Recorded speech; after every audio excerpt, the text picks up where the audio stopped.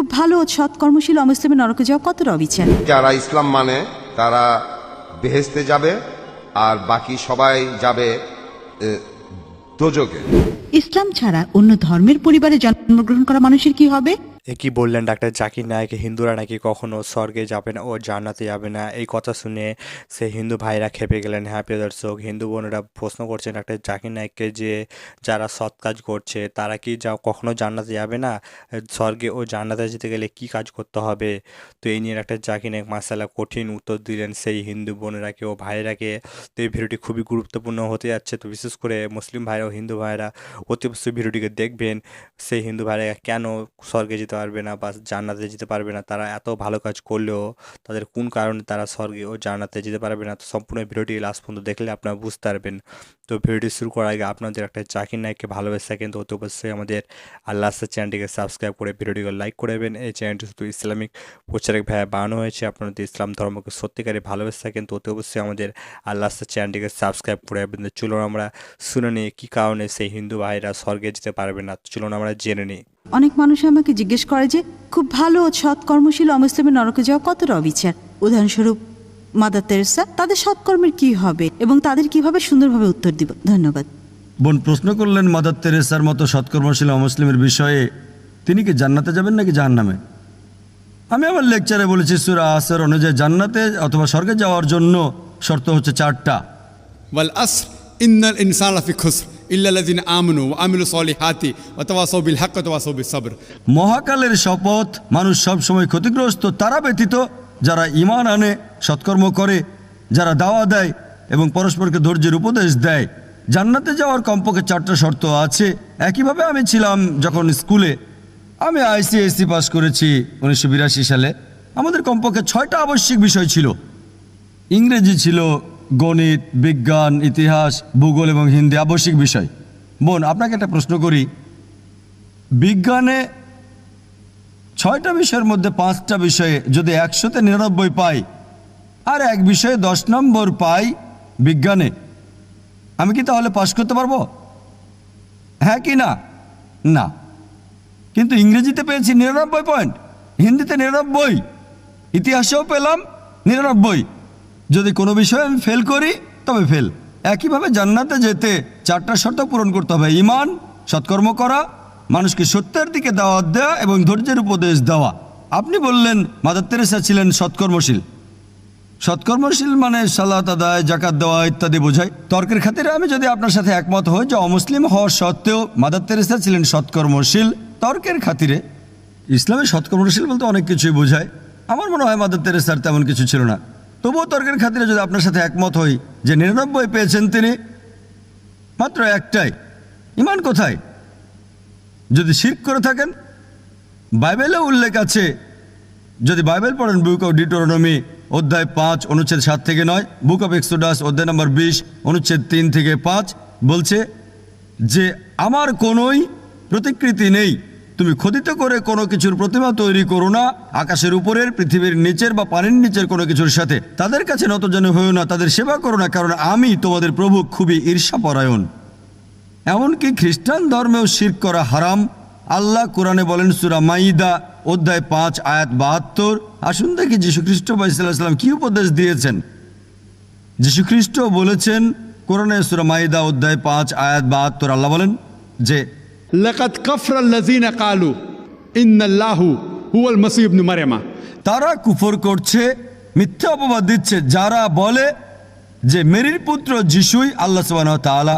ওয়া ক্বালাল মাসীহ, কিন্তু যিশু আলাইহিস সালাম বলেছিল, ইয়া বনি ইসরাঈল, হে বনী ইসরায়েলেরা, উবুদুল্লাহ, আল্লাহর ইবাদত করো, রাব্বি ওয়া রাব্বাকুম, যিনি আমার ও তোমাদের প্রতিপালক। ইন্নাহু মান ইউশরিক বিল্লাহ, এবং যে ব্যক্তি আল্লাহর সাথে কাউকে শরীক করলো, ফাকাদ হারামা আলাইহিল জান্নাহ, আল্লাহ তার জন্য জান্নাত হারাম করবেন। ওয়া মাওয়াহুন নার ওয়া মা লিযালিমিন মিন আনসার, তার আবাস হবে জাহান্নাম এবং আখিরাতে জালিমরা কোনো সাহায্যকারী পাবে না। যীশু খ্রিস্ট সাল্লাল্লাহু আলাইহি সাল্লাম বলেছেন, ইন্নাহু মান ইউশরিক বিল্লাহ, এবং যে ব্যক্তি আল্লাহর সাথে কাউকে শরীক করলো, ফাকাদ হারামা আলাইহিল জান্নাহ, আল্লাহ তার জন্য জান্নাত হারাম করবেন, তার জন্য স্বর্গে প্রবেশ নিষিদ্ধ। ওয়া মাওয়াহুন নার ওয়া মা লিযালিমিন মিন আনসার, তার আবাস হবে জাহান্নাম এবং আখিরাতে জালিমরা কোনো সাহায্যকারী পাবে না। তাই যীশু খ্রিস্ট সাল্লাল্লাহু আলাইহি সাল্লাম কোরআন ও বাইবেলের অনুযায়ী যদি কেউ শিরক করে থাকে, হোক মাদার তেরেসা বা অন্য যে কেউ, জান্নাতে যেতে পারবে না। ডক্টর মহাদেব, আমি আমি প্রাইভেট প্র্যাকটিস করি। গত পরশুদিন আমি আব্দুর রহিম গ্রিনের লেকচার শুনতে গিয়েছিলাম। তাকে একটা প্রশ্ন করেছিল একজন মেডিকেল স্টুডেন্ট। তার প্রশ্নটা ছিল বেহেশত নিয়ে, যারা ইসলাম মানে তারা বেহেশতে যাবে আর বাকি সবাই যাবে দোজকে। এটা কি বিস্তারিত বলবেন? ধন্যবাদ। ভাই, আপনি প্রশ্ন করলেন যারা ইসলাম মানে তারা বেহেশতে যাবে আর যারা ইসলাম মানে না তারা দোজখে যাবে। তার মানে কি মুসলমানরা সবাই বেহেশতে যাবে আর অমুসলিমরা দোজখে যাবে? ভাই, কি করলে বেহেশতে যাবেন সেই কথাটা রয়েছে সূরা আসরে 1 নম্বর আয়াত থেকে 3 নম্বর আয়াতে বলা হয়েছে, ইন্নাল ইনসানা লাফি খুসর ইল্লা আল্লাযিনা আমানু ওয়া আমিলুস সলিহাতি ওয়া তাওয়াসাউ বিল হাক্কি ওয়া তাওয়াসাউ বিস সাবর। মহাকালের শপথ, মানুষ জাতি অবশ্যই ক্ষতিগ্রস্ত তারা বাদে যারা ঈমান আনে, যারা সৎকর্ম করে, যারা মানুষকে সত্যের উপদেশ দেয় অর্থাৎ দাওয়া, আর যারা মানুষকে ধৈর্যের উপদেশ দেয়। কোন মানুষ বেহেশতে যেতে চাইলে তার 4টা জিনিস লাগবে: ঈমান, বিশ্বাস, ইসলামের স্তম্ভগুলির মধ্যে একটা সৎ পথে কাজ, মানুষকে সত্যের উপদেশ দেয়া আর মানুষকে ধৈর্যের উপদেশ দেয়া। এই 4টা জিনিসের একটাও বাদ গেলে স্বাভাবিক পরিস্থিতিতে আপনি বেহেশতে যেতে পারবেন না। শুধু আপনার নাম আব্দুল্লাহ, মোহাম্মদ, সুলতান বা জাকির হলে আপনি বেহেশতে যেতে পারবেন না। শুধু মুখে মুসলিম দাবি করলে বেহেশতে যাবেন না। আমি আমার লেকচারেও বলেছি, পবিত্র কোরআনে সূরা আনকাবুতের 2 নম্বর আয়াতে উল্লেখ করা আছে, আমি ঈমান এনেছি কথা বললেই, আমি মুমিন কথা বললেই তোমরা কি মনে করো তোমরা বেহেশতে যেতে পারবে? আল্লাহ তোমাদের অবশ্যই পরীক্ষা করবেন। তাহলে নিজেকে মুসলিম দাবি করলেই আপনি বেহেশতে চলে যাবেন না। যে লোকটা ইসলাম ধর্ম পালন করে, ইসলাম শব্দটা এসেছে আরবি শব্দ সালাম থেকে, যার অর্থ শান্তি। এর আরেকটা অর্থ ঈশ্বরের কাছে নিজের ইচ্ছাকে সমর্পণ করে দেয়া। যে লোক আল্লাহর কাছে নিজের ইচ্ছাকে সমর্পণ করে দেয় সেই হলো মুসলিম। তাহলে যে লোক ঈশ্বরের কাছে নিজের ইচ্ছাকে সমর্পণ করে, তার নাম যাই হোক না কেন, সে বেহেশতে যাবে। তাহলে বেহেশতে যেতে হলে ঈমান থাকতে হবে। সবগুলো স্তম্ভের কথাই বলেছি। একজন সৃষ্টিকর্তা আছেন, নবী রাসূল আছেন, তারপর পরকাল আছে, কিতাব আছে ইত্যাদি। ভালো সব কাজ করা আর মহান স্রষ্টার কাছে নিজের ইচ্ছাকে সমর্পণ করা। আপনি যদি স্রষ্টার কাছে নিজের ইচ্ছাকে সমর্পণ করেন, আরবিতে সেটাকেই বলা হয় ইসলাম ধর্ম। তার মানে এই না যে আপনি পাকিস্তান বা সৌদি আরবে থাকলে বেহেশতে যাবেন না। সৌদি আরবের সব লোক আর পাকিস্তানের সব লোক আল্লাহ মালুম, তিনি জানেন সবাই বেহেশতে যাবেন কিনা। তাহলে সেই লোকগুলোই বেহেশতে যাবেন যারা আল্লাহ তাআলার নির্দেশগুলো মেনে চলে, যে আল্লাহ তাআলার নির্দেশগুলো মেনে চলে। আর আমি আমার লেকচারে বলেছি, যদি আপনারা ঈশ্বরের এই নির্দেশগুলো মেনে চলেন, শুধুমাত্র নাম দিয়ে নিজেদেরকে মুসলিম বা মোহাম্মদ বা আব্দুল্লাহ বলে আপনারা বেহেশতে যেতে পারবেন না। নাম বদলানো এখানে আবশ্যিক নয়। একটা নাম গ্রিন, এটা মুসলিম নাম নয়। এই নাম নিয়ে আপনি বেহেশতে যেতে পারবেন না এমনটা নয়। ইনশাআল্লাহ তিনিও বেহেশতে যাবেন। তিনি মুসলমান হয়েছেন, আগে খ্রিস্টান ছিলেন। তাহলে নাম দিয়ে বেহেশতে যাবেন না, ভালো কাজ থাকলে যাবেন। ঈমান, সৎ কাজ, মানুষকে সত্যের উপদেশ দেয়া, ধৈর্যের উপদেশ দেয়া। যদি ভালো কাজ করেন, আপনার ঈমান থাকে, মানুষকে সত্যের আর ধৈর্যের উপদেশ দেন, ইনশাআল্লাহ তাহলে সেই লোক বেহেশতে যেতে পারবেন। আশা করি উত্তরটা পেয়েছেন।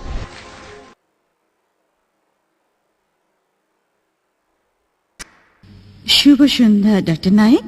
আজকের সন্ধ্যায় আপনার কাছে আমার প্রশ্ন হলো, ইসলামের প্রতি যথাযথ সম্মান রেখেই বলছি। আপনি বললেন যে মূর্তি পূজা করা ইসলামের সবচেয়ে বড় পাপ এবং আল্লাহ মূর্তি পূজাকে এ কারণে ক্ষমা করবেন না। ইসলাম ছাড়া অন্য ধর্মের পরিবারে জন্মগ্রহণ করা মানুষের কি হবে? উদাহরণস্বরূপ ভারত, এখানে অধিকাংশ মানুষ হিন্দু এবং সারা জীবনেও তারা ইসলাম সম্পর্কে নাও জানতে পারে, অথবা কেউ তাদেরকে এ ব্যাপারে নাও শেখাতে পারে। এসব মানুষের দোষ কি? তারা কি কখনো জান্নাতে যাবে না? আল্লাহ কি এই মানুষদের জান্নাতে প্রবেশ করতে দেবেন না?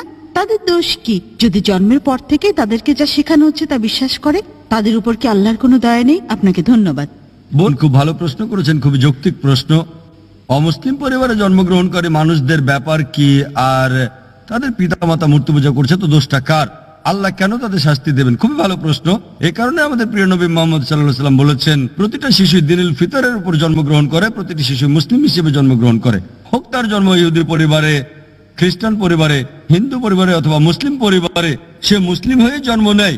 আগে আমি বলেছি, মুসলিমের সংজ্ঞা হচ্ছে যে ব্যক্তি নিজের ইচ্ছাকে আল্লাহর কাছে সমর্পণ করে।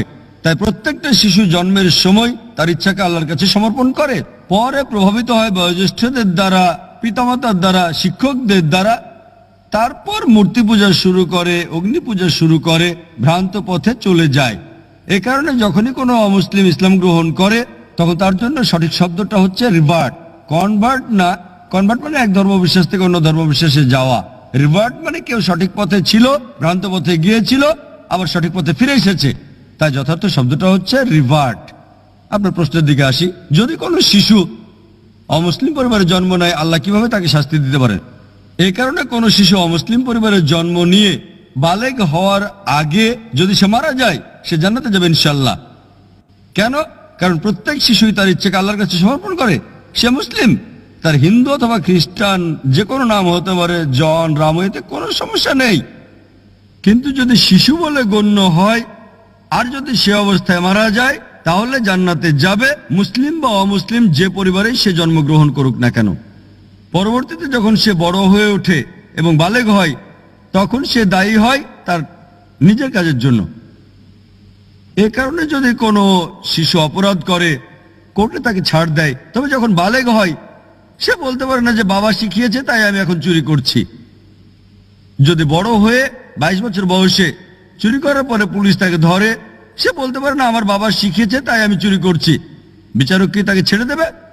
যদি 5 বছর বয়স হয়, বিচারক বলতে পারেন ঠিক আছে, সে শিশু, তার জ্ঞান বুদ্ধি হয়নি। কিন্তু যখন প্রাপ্তবয়স্ক হয়, তখন যদি বিচারককে সে বলে আমি চুরি করছি কারণ আমার বাবা শিখিয়েছে, তাকে ক্ষমা করা হবে না। প্রত্যেক ব্যক্তি তার কর্মের জন্য দায়ী। যখন কেউ প্রাপ্তবয়স্ক হয়, তখন তার দায়িত্ব হচ্ছে সত্য অন্বেষণ করা। আমাদের মুসলিমদের দায়িত্ব অমুসলিমের কাছে বাণী পৌঁছানো। ওই লোকটা বাণী গ্রহণ করুক বা না করুক, মানুষকে মুক্ত করে দেওয়া হলে যেটা হয়, দুটো সম্প্রদায় আছে যারা 1950 সালের আগে আধুনিক সভ্যতার কোনো ছোঁয়া পায়নি। একটা হলো কাপাউকি সম্প্রদায়, অন্যটা অ্যাস্টোরিয়ান অ্যাবরিজিনস। এই সম্প্রদায়গুলো 1950 সালের আগে আধুনিক সভ্যতার ছোঁয়া একেবারেই পায়নি। আর গবেষণা করে তাদের জীবন পদ্ধতি সম্পর্কে জানা গেছে যে সেটা ইসলাম ছাড়া আর কিছুই না। কিন্তু তারা নিজেদের মুসলিম বলে না, এক স্রষ্টা বিশ্বাস করে স্রষ্টার কোনো প্রতিমা নেই, কোনো প্রতিমূর্তি নেই। স্রষ্টার উপাসনা করার সময় তারা মাটিতে সেজদা দেয়। সবই ছিল ইসলামের মতো, শুধু নাম ছাড়া। তাই কোনো শিশুকে প্রভাবিত করা না হলে সে আল্লাহর কাছে নিজের ইচ্ছাকে সমর্পণ করে এবং সঠিক পথেই থাকে।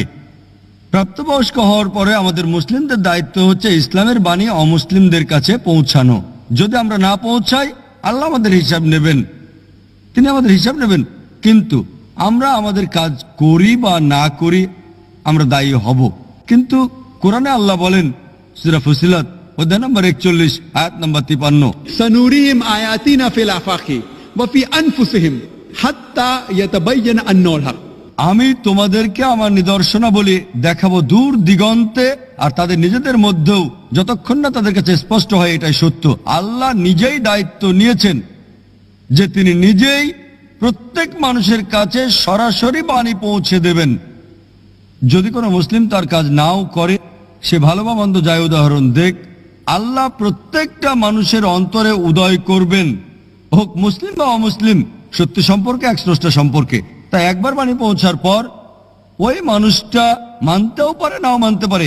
এটা ভেবেও মানতে পারে যে আমি যদি ইসলাম গ্রহণ করি, আমার পছন্দনীয় বিষয়গুলো বর্জন করতে হবে, অ্যালকোহল বাদ দিতে হবে, ডেটিং, ডান্সিং বাদ দিতে হবে এবং অন্যান্য বিষয় যেগুলো হারাম, ওই বাণী গ্রহণ নাও করতে পারে, তখন সে দায়ী হবে। একইভাবে বাবা যদি ভুল কিছু শেখায়, চুরি করা, এটা বোঝা আপনার দায়িত্ব যে চুরি করা হারাম, এটা পাপ, এটা ভুল কাজ। সে বিচারকের কাছে গিয়ে বলতে পারে না যে আমার বাবা শিখিয়েছে তাই আমি চুরি করি। একইভাবে আল্লাহ তার বাণী সরাসরি পৌঁছাচ্ছেন প্রত্যেকটা মানুষের অন্তরে, হক সম্পর্কে, স্রষ্টার একত্ব সম্পর্কে, যে মূর্তি পূজা নিষিদ্ধ। তবুও যদি সে ক্ষান্ত না হয়, তখন সেটাই হবে বিচার দিবসে। এ কারণে আল্লাহ বলেন, কোন অমুসলিমই আল্লাহর বিচার সম্পর্কে আপত্তি করবে না, কারণ অঙ্গ প্রত্যঙ্গ আপনার সম্পর্কে সাক্ষী দেবে। আপনার চোখ, হাত আপনার ব্যাপারে কথা বলবে। তাই বিচার দিবসে এমনকি যদিও ওই মানুষকে জাহান্নামে দেওয়া হয়, তবুও তারা আল্লাহ সুবহানাহু ওয়া তাআলার বিচার সম্পর্কে আপত্তি করবে না। তারা বলবে দয়া করে আমাদের আরেকটা সুযোগ দেন। আল্লাহ বলবেন আর সময় নেই, দুনিয়াতে তোমাদের অনেক সুযোগ দেওয়া হয়েছিল, আর এখানে একবারই বাঁচবে। তাই বিচার দিবসে কোনো মানুষই, কোনো অমুসলিমই যদি তাকে জাহান্নামে দেওয়া হয়, তবুও সে আল্লাহর বিচার সম্পর্কে আপত্তি করবে না। সে শুধু বলবে দয়া করে ক্ষমা করেন, কিন্তু সেটা হবে না। এই পৃথিবীতে যা আছে, আল্লাহ বলেন সূরা মুলক অধ্যায় নম্বর 67 আয়াত নম্বর 2, এই পৃথিবী আখিরাতের জন্য পরীক্ষা। আশা করি উত্তরটা পেয়েছেন। মাসালা কঠিন উত্তর দিলেন ডাক্তার জাকির নায়েক সেই হিন্দু ভাইরা ও বোনদেরকে। তো প্রিয় দর্শক, এই ভিডিওটি আপনাকে ভালো লেগে থাকে তো অতি অবশ্যই আমাদের আল্লাহ চ্যানেলটিকে সাবস্ক্রাইব করবেন।